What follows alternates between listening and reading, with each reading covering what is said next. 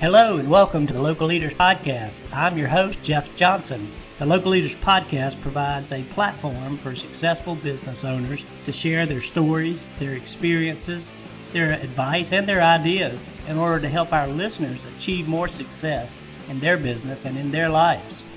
Get ready, another great show is coming up.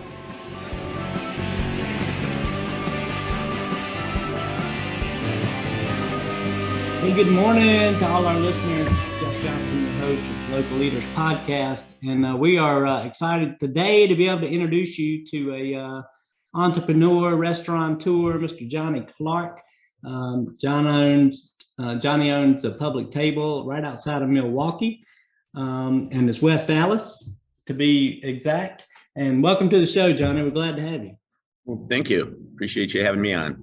Yeah, we're thrilled to have you and looking forward to kind of hearing about your story and learning more about Public Table and what you guys are all about, and then digging into your brain a little bit to see if we can pull some nuggets out that can help some of our listeners with the challenges that they're facing, in their restaurant.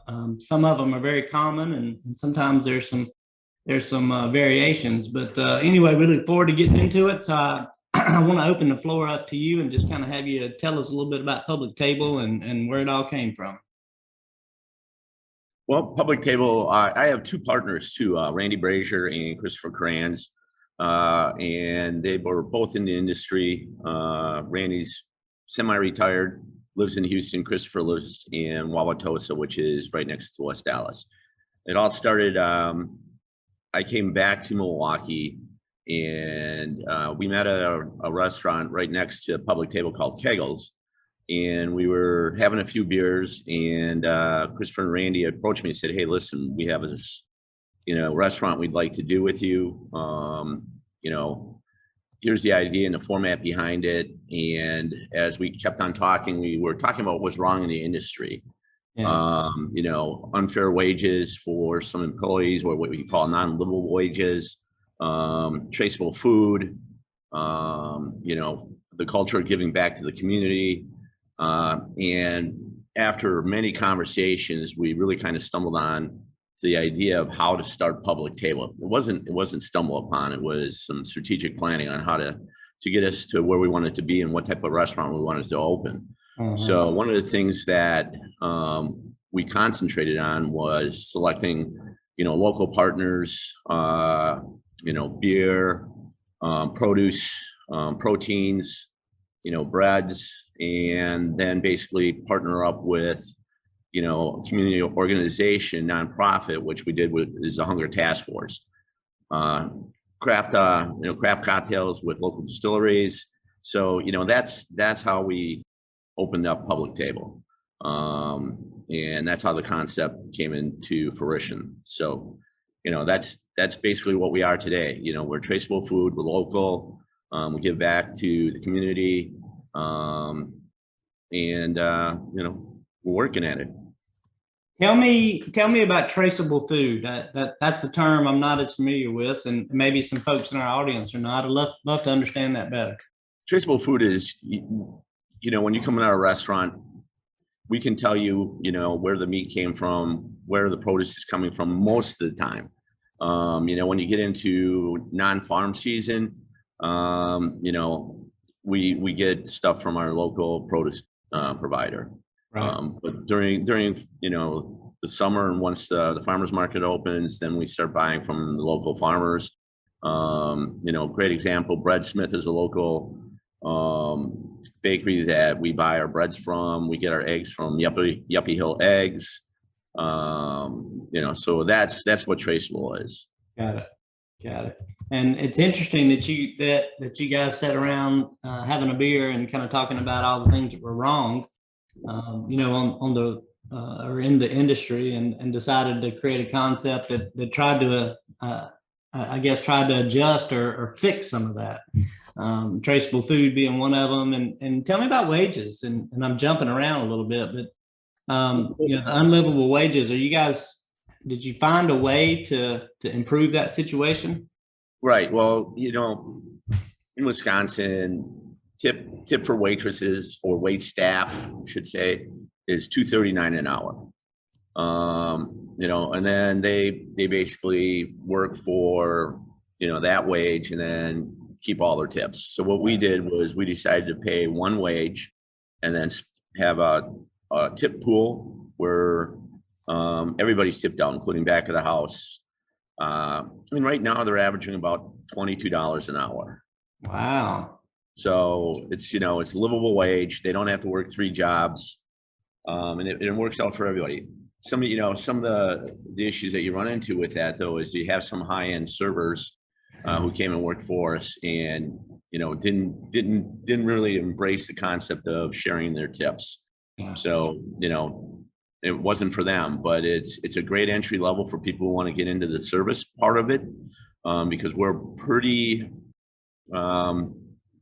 ease of use for the servers, so to speak. We kind of designed it that way. During peak times we use runners and whatnot, and the whole concept behind it is being in front of the guests and having that connection. So it's and we keep it lean. We designed it that way also.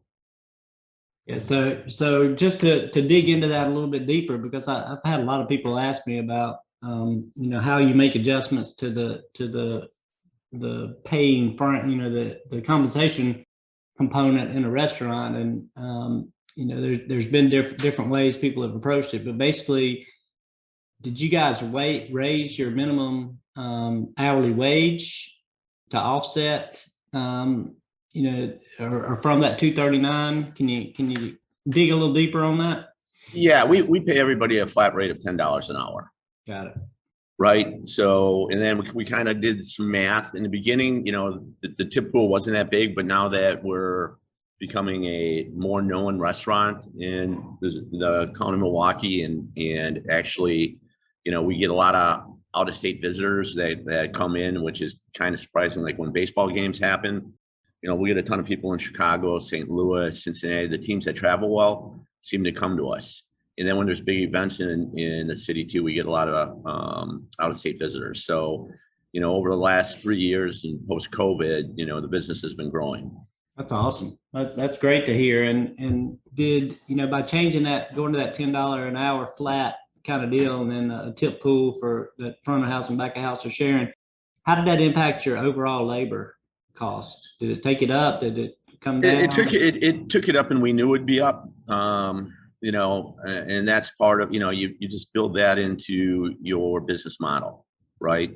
Yeah. I mean, that's what it is. The thing that I guess we'll talk about that later in the challenge is there was some unforeseen costs increase, post-COVID. Right. Well, yeah, I was just curious as to kind of how that looked. And of course, that's the model for any business is, wherever your costs are, even if they're not at ideal, you've got to reflect it. You got to get it from somewhere else, either on the revenue side or cut other costs. So, I'm not sure why there's so much resistance to doing more of what you're doing across the country, but people are hard to change. Yeah, well, I mean, and there are people who use this because we do a pay a fair wage, and they like that idea, and they don't mind the offset of the cost, right? So they're on board for that. Yeah. If you look at the European model, I mean, there's no such thing as tipping, right? So everybody gets a wage, and that's how they run their restaurants and their service industry. Yeah, I didn't actually know that. I have that's new information to me. I didn't know that in Europe that tips were not the norm, or maybe not even. Are they not practiced at all over there? In some, it depends. But it's not expected part of the gratuity. It's not. It's built into the cost of the food. Got it. Well, you mentioned getting into the challenges and things like that, and again, you guys have been in operation for how many years now? It was 3 years in August. Okay, yeah, that's what I was thinking. So you were kind of just getting going before COVID right. came about, and finding your feet and getting traction and all that good stuff. So let's talk about the challenges. What were some of the bigger obstacles that you ran into, from getting started to today? Well, one of the biggest things, well, West Allis is, is a blue collar city. And when we dropped, Public Table in, there weren't any type of restaurants really like us. And people thought we were farm to table. We're not farm to table. And one of the other things which was unconventional for us, is we're a low carbon footprint kitchen. So we have no deep fryers, no open flames, no griddles, nothing like that. We cook out of, technology. We basically utilize technology to help us, design the kitchen. So we use equipment that does not release any pollutants into the atmosphere. So they got catalytic converters and different things. So, we were really innovative with the kitchen. So when, people come in and they're like, we'd like to get French fries, this, that, and the other. We're like, we don't do that type of food. Right. So that was one of the challenges. And then in 2019, Journal Sentinel, Journal Sentinel basically recognized us as a top 10 restaurant to open in Milwaukee County. So that really started getting us going. And then we got more accolades and more accolades and more accolades. And like you said, our food's approachable. It's elevated bar food. It's not high-end, plates, but it's just consistent elevated bar food. And then social media got going with us. We had 3 articles in Milwaukee Magazine. So, basically looking at us as a top 8 brunch spot. So, those were the things that got us going. I think the biggest issue for us is, our location. It's a C location, and we knew that. So once we knew that, and we know now that we're a restaurant in a C location, and we know that if we drop it into a couple other areas, it's going to do well. Yeah. So, but what we got to do is we got to understand that we don't want to cannibalize, people coming here. That's the big angst. So we're going to have to go somewhere far enough that people are going to still travel to us. And that's the biggest issue, is our users are not from, within a mile of us. They're, because we can track things via, basically little widgets that you put in, and, people ask for directions. So, from the most part, it's the North Shore. We have people driving 20 minutes to come and use us. That's the big issue. Yeah. But more and more people from West Allis are starting to get it, and the regentrification of West Allis is happening. Some more restaurants dropped in the area, and more are planning to, which will become now a foodie place. And once it becomes a foodie place, then it really starts to gain attraction, right? Right. So. Yeah, you're exactly right. And you sound like, you guys are already getting accolades and press and different things like that, talking about you. And like you said, you want to grow, but got to figure out kind of where it's safe to go. And maybe you don't, maybe you want to stay local and you don't want to go too far. So it kind of creates a catch-22. Do you guys, I think when we talked before, we talked a little bit about franchising. We talked about growth and franchising and things like that. Can you tell us a little bit about what you're thinking and what the future might look like for you guys? Yeah, well, the whole idea, the reason we did this, we were all 30,000 feet guys, right? So the franchise was always in the picture. We did this, I wouldn't be doing this for 3 years.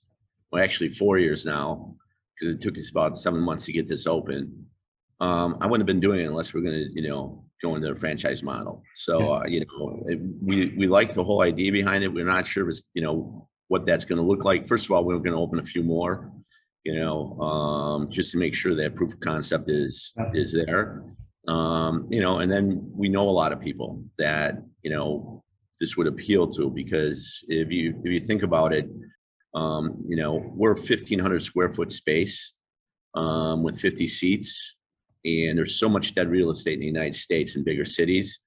And I shouldn't say dead real estate, but that's affordable, lease models that you can drop into, that were mom and pop retails, like Chicago, Minneapolis. They're all over the place where, you have density of population, you have the, A plus, what I would consider an A plus location, and, you can build this space out at a pretty reasonable price. I don't know what it would be at post-COVID because of, the labor shortage and material shortages and everything else.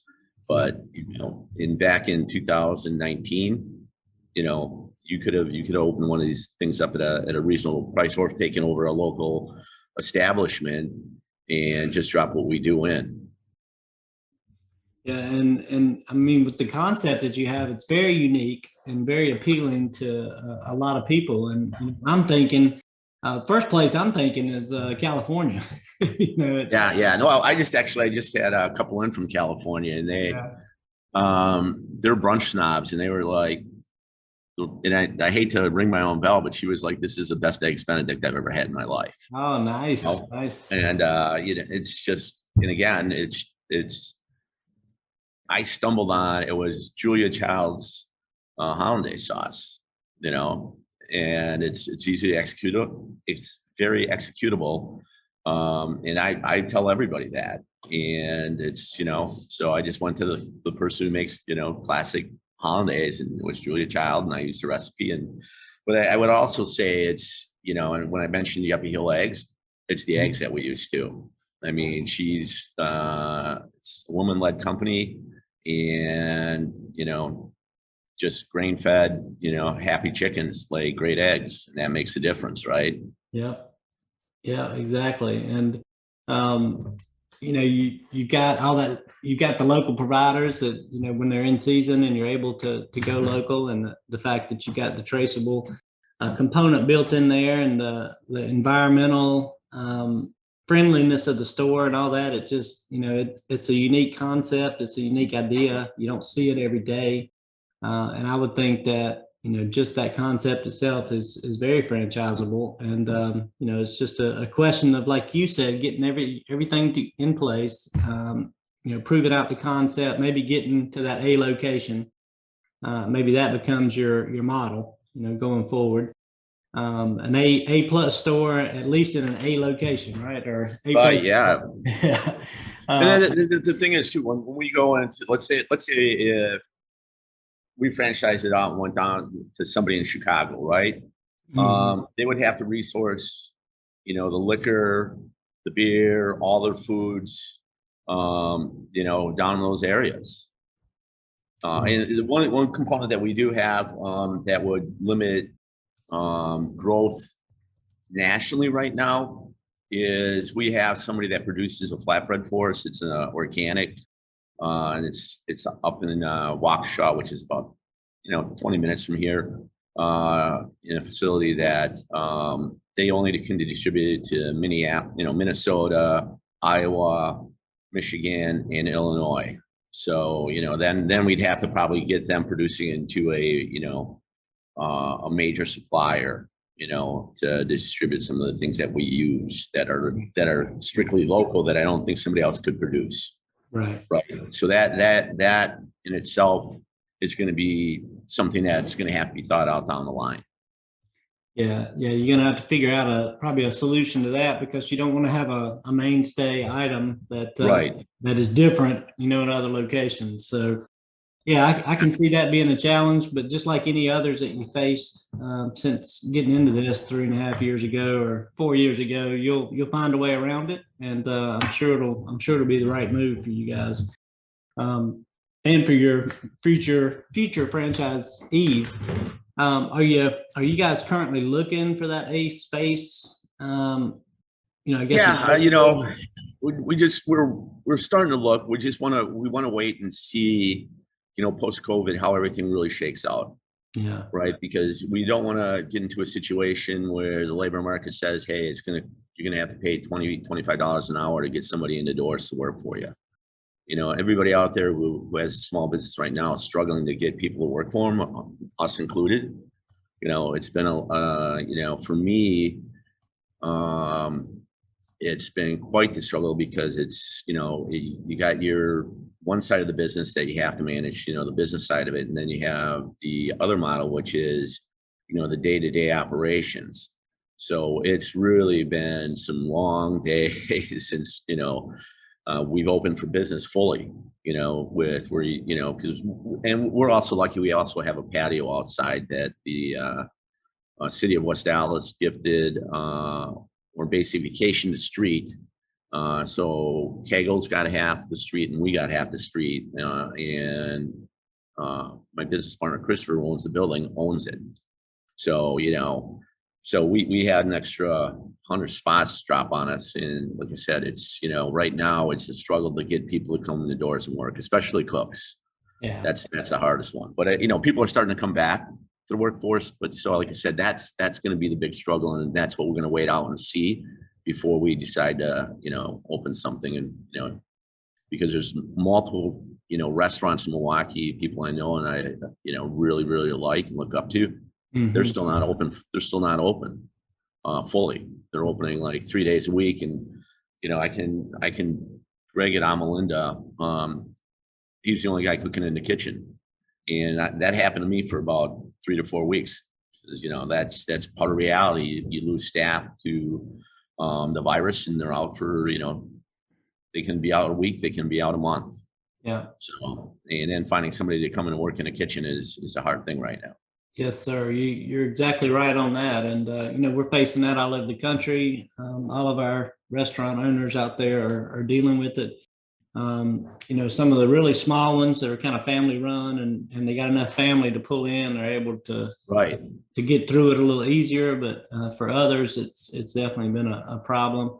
But I love the fact that, you guys, you're kind of changing the game a little bit on the wage side, and that's hopefully is going to give you a competitive advantage, especially as labor markets stabilize, assuming that happens in the near future. That's a big assumption too, right? Right.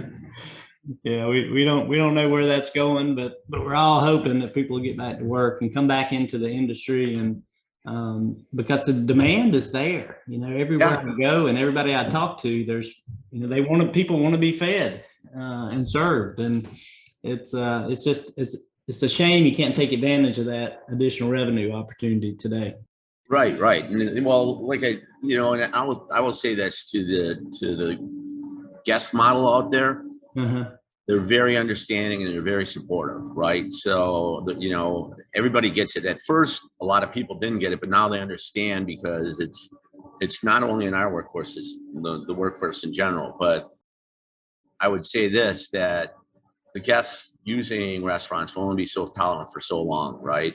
Because that experience has got to be there. That's part of what we do, is provide great service, and that's going to be the issue down the line.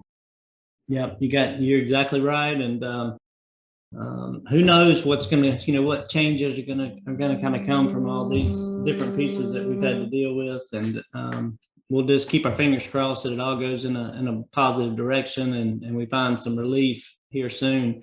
Not only on the staffing side, but the food shortages and the costs that restaurant owners are having to absorb. And then again, starting now to pass those back along to the consumer.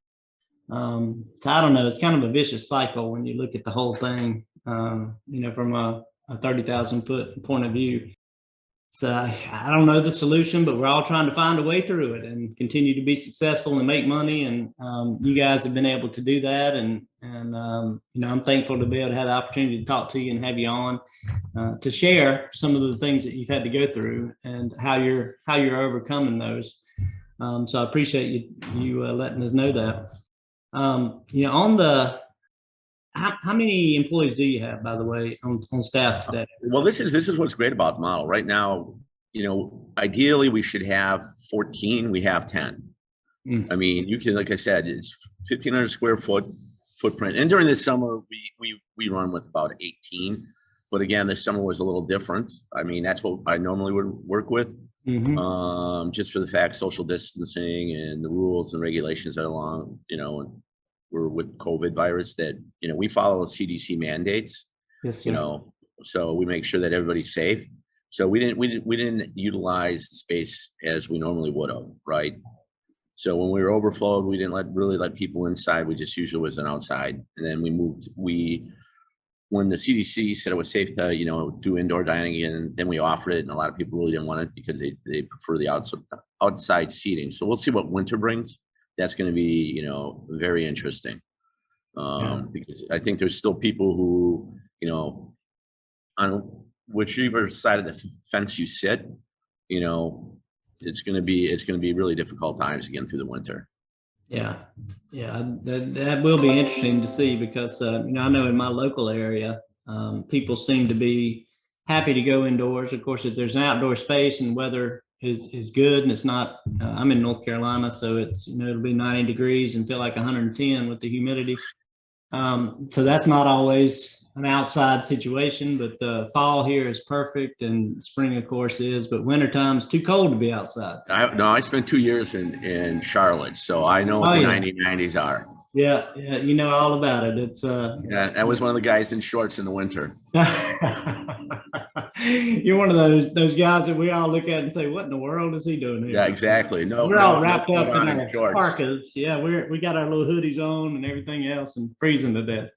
But that's really cool. I think as I said, you got a great concept, and look forward to you guys getting another one or two of these bad boys online, and as soon as the situation is more favorable, that you decide to jump ahead with that, because the opportunity certainly exists to franchise it and grow the business, which is what we're here to do.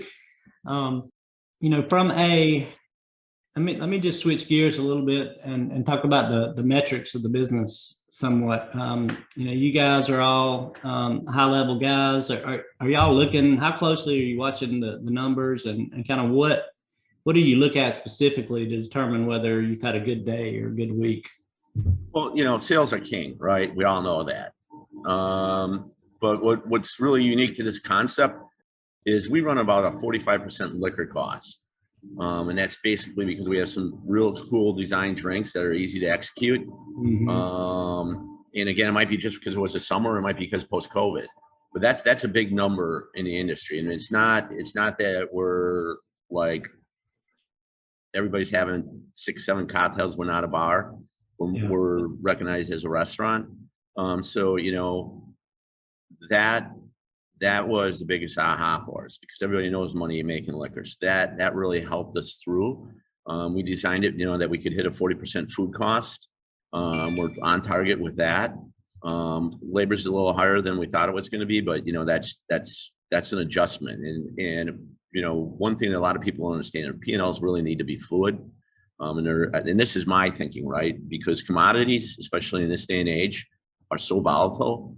You think you put a number out there and say it's a target, right? But in reality, it's fluid because product prices go up and down.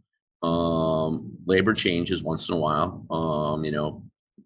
Luckily I didn't really have to go through and pay overtime, which would have really been detrimental to the business. Mm-hmm. But yeah, so, you keep your thumb on food and labor, and liquor costs, and you do that weekly with inventories, and partner up. And one of the things I really like I use Square, but one of the things that I don't like about using a non-legacy system right now is that you really can't get a theoretical against real food costs. It's not something that is programmed in there, and the web-based systems I think will start to use it, which is all inclusive, but we can get a pretty good idea where our theoretical food cost is supposed to be. So the target numbers are there. And then the big piece to it is, like I said, is just making sure that when commodity prices go up, you really take a hard look at your menu and say, do I eat it or do I take it up, and keep it at the cost where I want to. Right now, we're kind of eating it because we want to see where the rest of the industry is going to go with it. But eventually somebody's going to, say, okay, I gotta put, I got to raise my prices to cover the cost of commodities going up. Yeah. So, but that's, you look at it, from end of the day, you keep your hand on cash and daily. And if you see issues within the business doing weekly, inventories, and then you go to daily, but that's just restaurant 101, Mm-hmm. you know. Yeah, you're exactly right. And you mentioned, well, a lot of things right there, but tracking food costs, with POS system, P&Ls being fluid, um, and menu changes and kind of what's happening in the industry. And I can just tell you and our listeners, we've talked to a lot of restaurant owners, and the larger majority, I would say, and I didn't track this as a pure number, but just in my mind, I'm thinking 75% of the owners we've talked to have already made changes in their pricing, adjusted them upwards. And some of them have done it more than once, since the food cost issues have been where they are for the last several months. So the trend in my mind is, the menu prices are going up. And they're also, some people are adjusting the menu itself and, trying to downsize the menu and take off the low end sellers and things like that, and trying to consolidate. But for the most part, I'm seeing that prices are going up. I think, and that could be geographically different across the country. I haven't really pegged it to different states or anything like that. But, as a general rule, I think the consumer can expect to see higher prices, on their tickets at the end of the night. Right. So we partner with the Hunger Task Force. So every time you order an entree at Public Table, we donate a portion of baby formula to feed infants in the Milwaukee area. We've done, when COVID happened, there was a restaurateur named Caitlin Cullen. She owns the Tandem, and she partnered with the World Kitchen, and we distributed food to the hungry in Milwaukee. And personally, we probably did about 3,000 meals out of Public Table, that we just donated, and then eventually, she started getting compensated, and she turned that compensation over to a bunch of restaurants. I resisted at first because I thought it was the right thing to do to the community, but she insisted. So we finally started taking payment for that. We've raised funds for other local charities, some of them Savage Support, which basically provides, essential services for breast cancer patients. So just what I mean by essential services, like food, having house cleaning, things like that. So, Right. we're very, out in the community, people approach us and we can do things, we definitely will, so that's one of the things that I think as part of, being, a pillar of the community, you really have to reach out and do the right things within your area to help people. So, that's all of us believe that. Yeah, well, I mean, your model itself and your concept is really that one that is very socially minded, to begin with. So that just makes sense, that community involvement and being able to give back and finding creative ways to do that would be a part of the business model as well. And it sounds like that it really is, with you guys.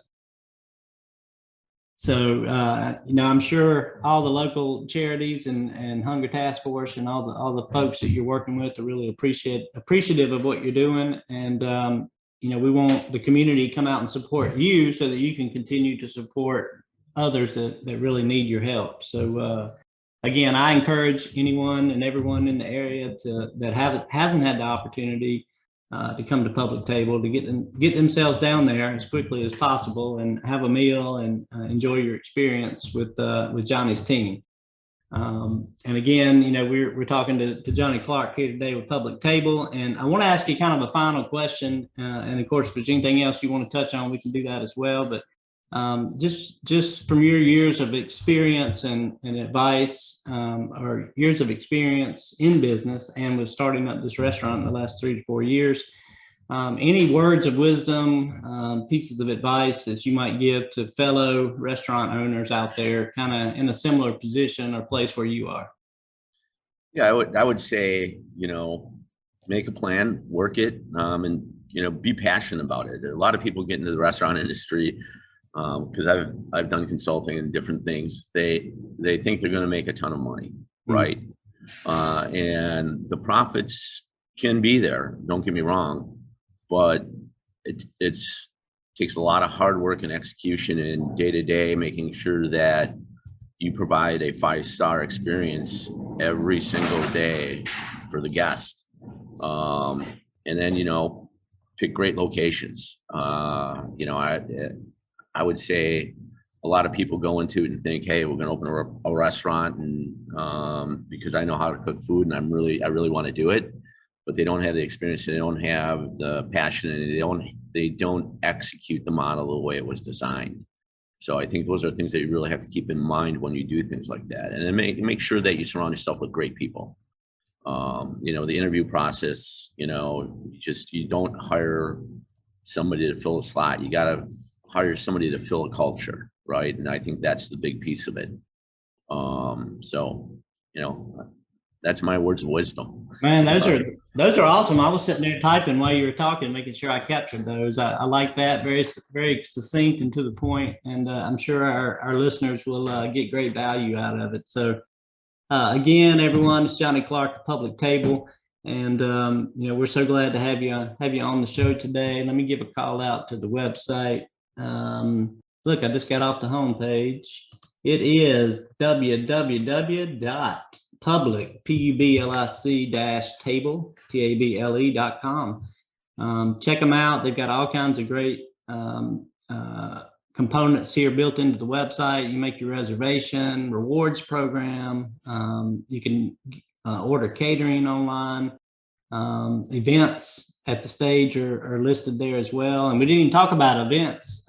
Johnny, sorry about that. I missed that one.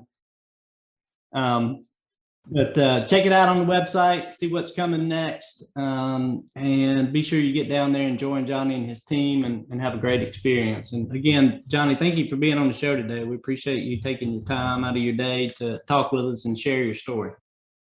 All right. Thanks, Chef. Take care, man. Appreciate it.